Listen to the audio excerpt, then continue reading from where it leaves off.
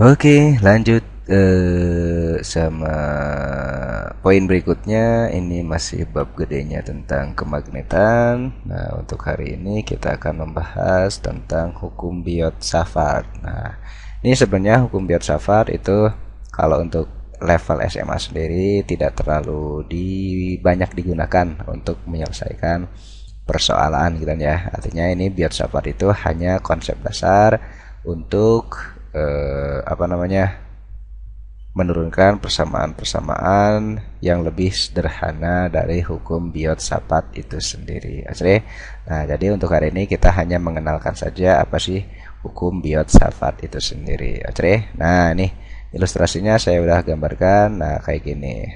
Kalau kemarin kita udah bahas bahwa kata Oersted di sekitar kawat berarus itu terdapat medan magnet gitu ya. Nah, kita baru kemarin hanya menentukan arahnya doang kan ya. Nah, sekarang kita coba menentukan besarnya atau besar induksi magnetik yang dihasilkan oleh kawat berarus yang berjarak misalkan berjarak R atau misalkan berjarak D misalkannya seperti itu. Nah, ini contoh sederhananya atau ilustrasi sederhananya, ada sebuah kawat nih.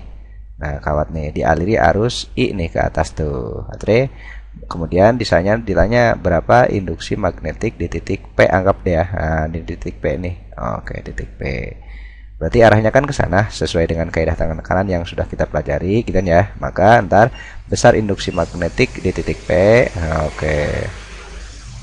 Itu bergantung pada apa aja, Om? Bergantung pada kuat arus yang mengalirnya. Nah, di sini adalah DL. DL itu adalah komponen kecil dari panjang kawat ini. Nah, kita ambil potongannya segini aja ya. Artinya kan panjangnya panjang banget nih. Nah, kita ambil sebagian saja yang punya sudut theta terhadap jarak dari si DL ke titik apa ini teh P-nya sebesar R. Nah, maka ntar medan magnet di titik P atau misalkan karena di sini adalah kita ambil sebagian kecil, berarti medan magnetnya juga kita anggap sebagian kecilnya ya, atau di situ dB atau ya udah kita sebut B aja boleh. Oke, maka nilai B-nya sama dengan nilai B-nya di mana? Di sini aja deh, Om. Oke, nilai B di titik P itu nilainya sama dengan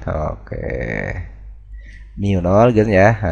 Mu 0 kali I kuat arus dikali komponen apa ini? Komponen panjang kawatnya dl dikali dengan sin tetanya dibagi sama 4 VR kuadrat. Nah, ini persamaan hukum Biot-Savart. Nah, ini persamaan umum ya. Artinya antara kamu dapat persamaan akan kita bahas lebih lanjut ntar induksi magnetik misalkan ya.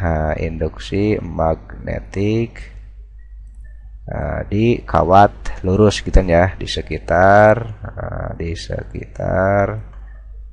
yang pertama antar kawat lurus panjang tak hingga misalkan ya. Oke. Ntar kemudian ada kawat lurus. Kemudian nih kalau yang tadi panjangnya tak hingga berarti sekarang panjangnya berhingga atau kita sebutnya kawat pendek gitu kan ya. Ntar ada kawat melingkar nih, ada kawat melingkar. Oke.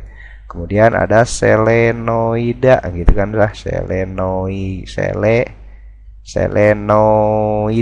Oke, selenoida ya, selenoida yang kemudian ada terakhir itu toroida. Oke. Jadi bermula dari kawat lurus. Nah, kawat lurus berarti kan lurus panjang banget, kemudian dipotong jadi pendek. Nah, kawatnya dibikin lingkaran jadi kawat melingkar, melingkarnya dibikin banyak disebut selenoida, selenoidnya dibikin lingkaran itulah toroida. Nah, itu akan kita bahas satu persatu poin kawat lurus panjang tak hingga, panjang berhingga, kawat melingkar, selenoida sama toroida. Nah, untuk hukum Biot-Savart sendiri ini hanya perkenalan saja ya. Artinya ini kalau untuk lo level SMA tidak terlalu digunakan dalam menyelesaikan persoalan-persoalan yang ada di soal ulangan harian, ujian nasional ataupun ulangan bab itu sendiri. Oke, semoga ini semoga ini apa namanya ada manfaatnya sedikit banyaknya ya, dan semoga apa yang kita pelajari dicatat sebagai amal baik kita semuanya. Oke, sampai ketemu lagi di pertemuan berikutnya. Dadah.